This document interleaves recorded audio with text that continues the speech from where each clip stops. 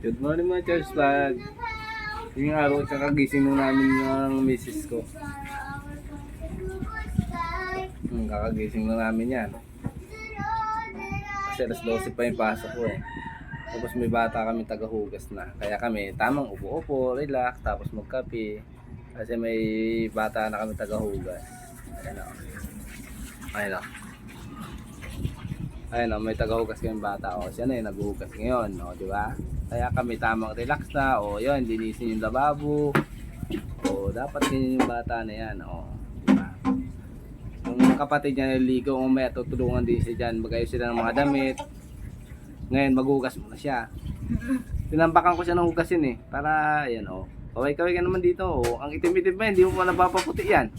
Dapat di ka titigil dyan maghugas hanggat di mo napapaputi yung ano, kawali.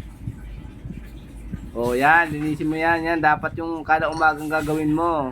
Pagising mo, pag may hugasan dyan, maghugas ka na. Hindi mo na kailangan sabihan, di ba?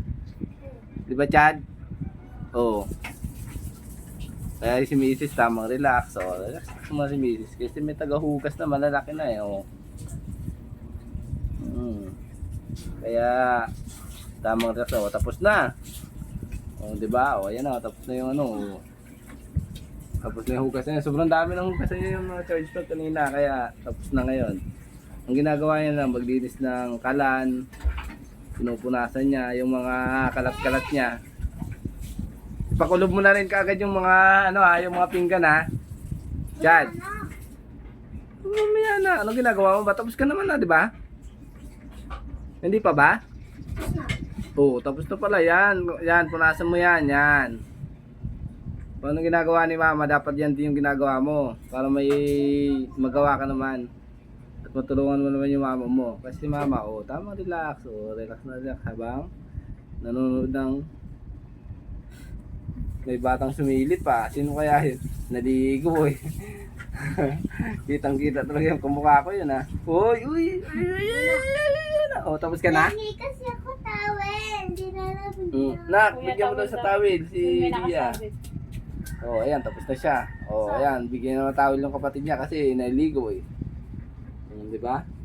Kaya kami ni Mrs. Tama kami, relax kasi may tagahugas na kami, tagalinis na kami ng bahay eh. Hindi. Saka yung pagsi-cellphone niya may oras, alas 11 pa sa pwede mag-cellphone eh. Kung alas 12 siya natulog, alas 12 siya mag-cellphone, ganun talaga ang buhay. Dapat ganoon, hindi yung lagi nag-cellphone yung bata. Hindi. Mahirap din yung lagi nagsi-cellphone. Tama rin si Macy's. Parang walang kasus, walang hugasin eh. Nilinis yung bahay eh. Babay ka na mga babay mga vlog, babay ka na. Uy pa!